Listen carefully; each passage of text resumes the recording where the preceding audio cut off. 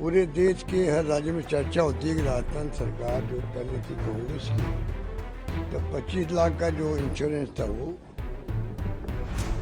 और दवाएं free, CT scan free, MRI free, operation free, ये कहीं हिंदुस्तान में नहीं है, कहीं पर सारी दुनिया में भी नहीं होगा।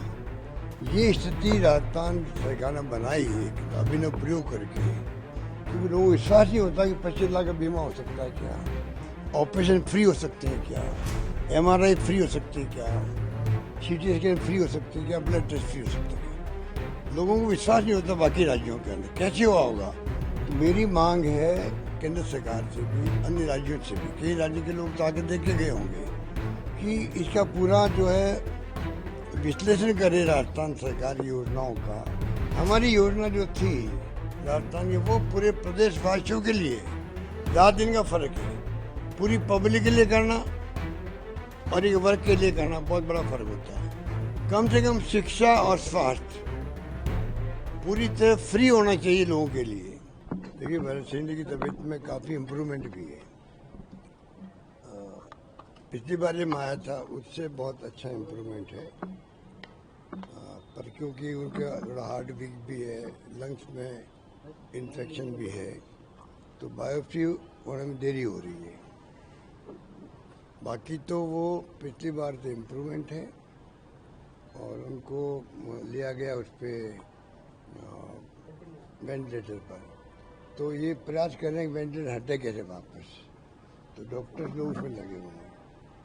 अच्छी बात ये रही कि उनके परिवार के लोगों ने भी कहा और मैंने महसूस किया कि डॉक्टर की जो टीम लगी हुई है वो टीम बाकायदा मॉनिटरिंग ढंग से कर रही है और सब संतुष्ट है, परिवार के लोग भी। तो ये स्थिति बनी है, तो उम्मीद करते हैं कि अगर इम्प्रूवमेंट इसी प्रकार आगे बढ़ा तो फिर वो जो बायोप्सी होनी बाकी है वो भी हो जाएगी और आगे का फिर ट्रीटमेंट भी अच्छा होगा।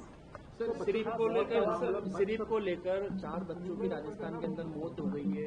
आपने भी सर ट्वीट किया, दवा को लेकर डेथ भी हुई है सर। देखिए, ये तो सरकार पता नहीं क्या कारण है कि इतने दिन से हम सुन रहे हैं बच्चों की डेथ हो रही है या जगह जगह पर ये प्रॉब्लम आ रही है, अलवर में, भरतपुर में, पता नहीं कहाँ कहाँ पर है। तो जब मालूम, सीकर में भी जब मालूम है कि राजस्थान का नाम आज पूरे देश के अंदर मेडिकल को लेके, स्वास्थ्य सेवाओं को लेकर के आज नंबर 1 पर है। पूरे देश के हर राज्य में चर्चा होती है कि राजस्थान सरकार जो पहले थी कांग्रेस की, तो 25 लाख का जो इंश्योरेंस था वो, और दवाएं free, CT scan free, MRI free, operation free, ये कहीं हिंदुस्तान में नहीं है, कहीं पर सारी दुनिया में भी नहीं होगा। ये स्थिति राजस्थान सरकार ने बनाई है अभिनव प्रयोग करके।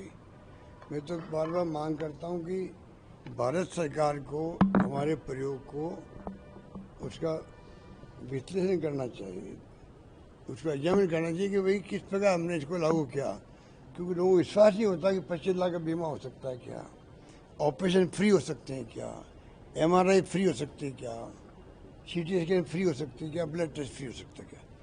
लोगों को विश्वास नहीं होता बाकी राज्यों के अंदर कैसे हुआ होगा। तो मेरी मांग है केंद्र सरकार से भी, अन्य राज्यों से भी, कई राज्य के लोग तो आके देख के गए होंगे कि इसका पूरा जो है विश्लेषण करे राजस्थान सरकार योजनाओं का, कम से कम स्वास्थ्य योजनाओं का, जिससे कि वहाँ के लोगों का भी भला हो।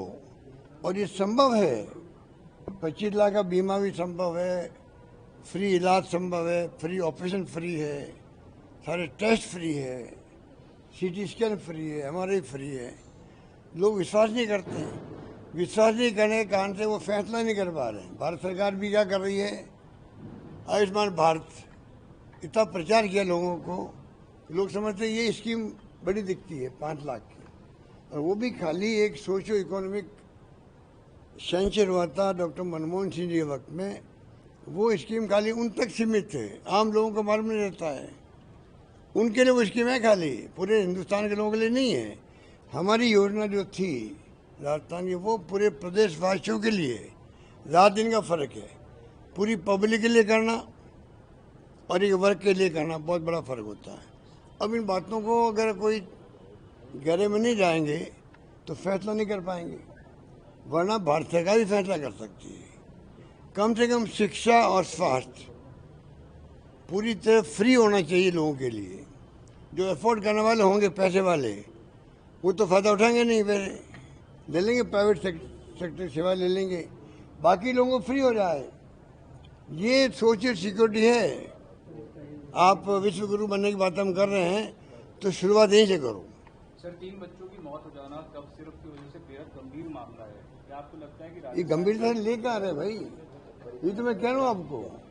मान लो कहीं से गड़बड़ आया, पहले भी हुआ ऐसी की घटना हुई थी। एक बार आई ड्रॉप में गड़बड़ हो गई थी तो उसके बाद में बैन लग गया कि प्राइवेट सेक्टर वाले पहले बड़े बड़े कैंप लगाते थे आई ऑपरेशन के लिए, सोशल सर्विस करने के लिए। उस पर रोक लग गई कि भाई पूरा प्रोसेस अडोप्ट करो, पहले परमिशन लो, दवाएं का जांच करवाओ।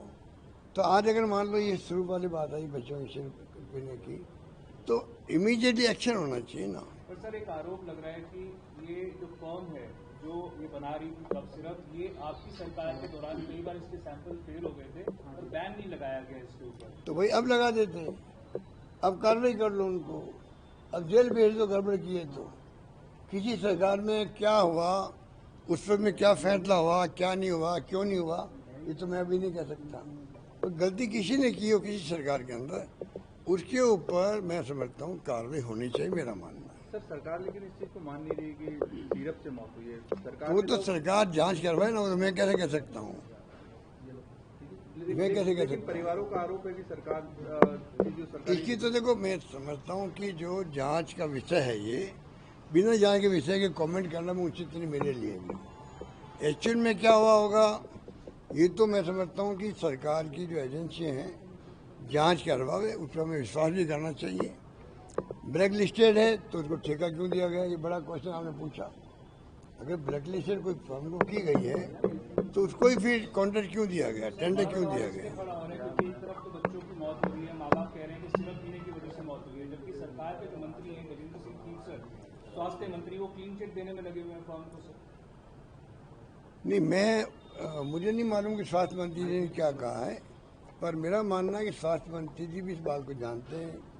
वो भी मैं समझता हूँ अनुभवी, पहले मंत्री रहे हुए हैं, अनुभव रखते हैं अपना, तो कुछ बात जांच करके कह रहे होंगे या वो जांच करवा रहे होंगे, ये तो आप उनसे ही क्वेश्चन कर सकते हैं। पर मेरा मानना है कि एक्चुअल में ये ऐसे सेंसिटिव विषय है जिसपे कोई कमेंट करने के पहले सरकार की जो एजेंसियाँ हैं, लेबोरेटरीज हैं, आप ये मांग कर सकते हो। अगर विश्वास नहीं हो तो भाई आप राज्य के बाहर की लेबोरेटरी से और जांच करवा लीजिए, ये मांग कर सकती है।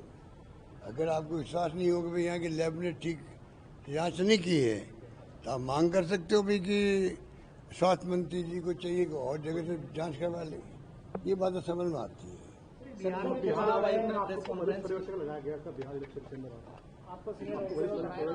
तैयारी है वहाँ इलेक्शन को लेकर, तो पार्टी जो हुक्म देती है, मैं तो कह रखा हूँ आपको, वो पार्टी जब कोई आदेश जारी करती है तो हमारा धर्म बनता है, हमारा कर्तव्य बनता है कि कैसे हम उसको निभाएं। तो वो हमारी बातचीत शुरू हो गई आपस के अंदर, और हम लोग कल परसों आपस में मिल भी रहे हैं या वीडियो कॉन्फ्रेंसिंग कर रहे हैं। तो हमने जो कार्रवाई करनी थी वो प्रारंभ कर दी है, बातचीत शुरू हो गई है। और चुनाव, मैं समझता हूँ इस चुनाव को हम सबको चुनौती के रूप में लेना है, क्योंकि जिस प्रकार का माहौल देश में बन गया है उससे लोग चिंतित थे। फिर वोट चोरी के आरोप लगे हैं।